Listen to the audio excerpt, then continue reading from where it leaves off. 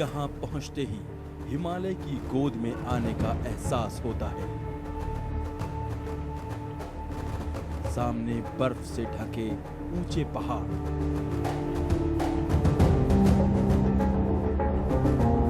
और हर तरफ सफेद चादर।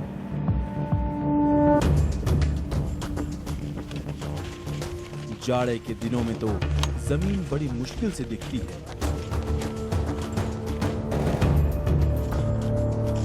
लेकिन यहाँ कुदरत का करिश्मा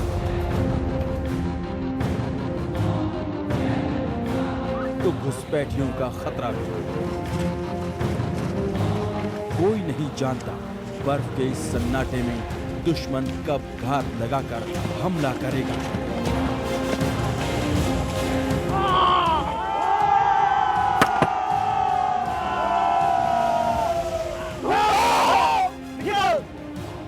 लिहाजा चौकसी जरूरी है। वो किसी चट्टानी चोटी के उस पार हो सकता है, किसी नदी या नाले को जरिया बना सकता है और चकमा देकर फरार हो सकता है। दुश्मन को बर्बाद करके दम। दुश्मन है तो सर उसके लिए 24 आवर रेडी। लेकिन इनकी मौजूदगी गारंटी है कि जब तक ये हैं ऐसा कुछ नहीं होगा। दुश्मन जो है कोई भी कोशिश करेगा हमारे मुल्क में आने की इस बॉर्डर से, तो उसका मुंह तोड़ जवाब उसको दिया जाएगा। जमी बर्फ पर जमे जवान।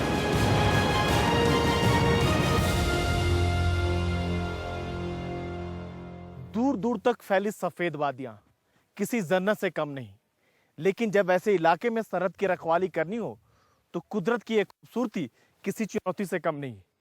ऐसे में जरूरी है कि रखवाली करने वाले को बेहतर ट्रेनिंग दी जाए, ऐसे हुनर सिखाया जाए जिससे ये मुसीबतों से पार पा सकें।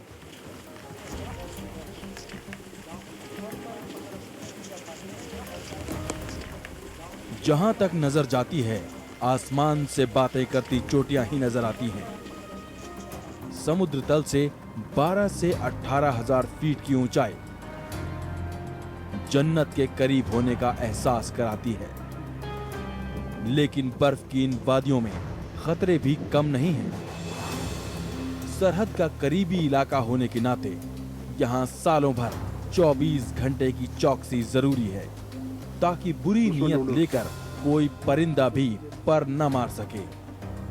खासकर जब सीमा के उस पार चीन जैसा देश हो, जिनके साथ न सिर्फ जंग हो चुकी है बल्कि बीच बीच में कई बार चीनी सैनिक उकसावे की कार्रवाइयां भी करते रहे हैं। ऐसे में देश की सुरक्षा के साथ रत्ती भर भी समझौता नहीं किया जा सकता।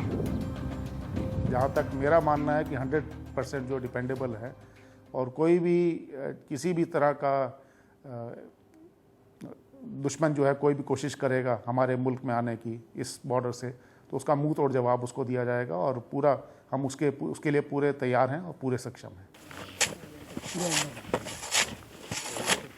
बर्फ की सफेद चादर देखने में चाहे कितनी ही सुहानी लगे, लेकिन इंसान की रिहाइश और उसके कामकाज के रास्ते में बड़ी मुश्किलें खड़ी करती हैं। इन इलाकों में जहां आने जाने के पारंपरिक साधन भी बेकार पड़ जाते हैं, चौकसी में लगे सैनिकों को दुश्मन से पहले हालात से जंग लड़नी होती है।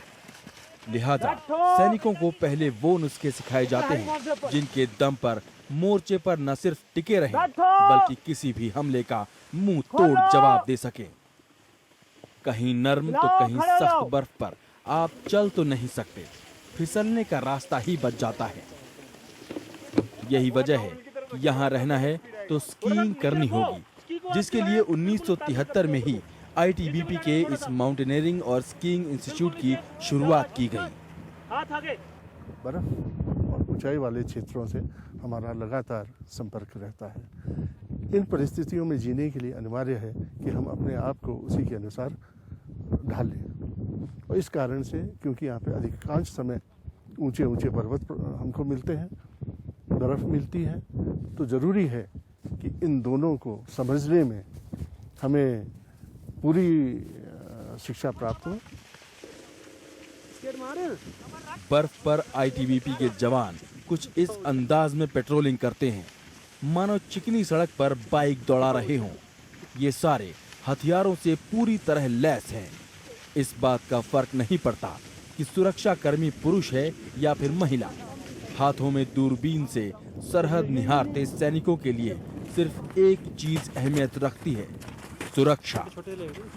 आपने फिल्मों में इस खेल को बहुत देखा होगा, लेकिन आईटीबीपी के जवानों के लिए ये महज खेल नहीं बल्कि ट्रेनिंग का एक अहम हिस्सा है, क्योंकि इसे जाने बगैर वो इन बर्फीली पहाड़ों की ऊंचाइयों को नहीं नाप सकते हैं।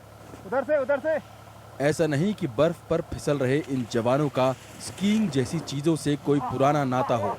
नागपुर के पंकज कड़वे से मिलिए, लाइफ में पहली बार बर्फ देखी और अब तो उस पर सरपट फिसलते हैं।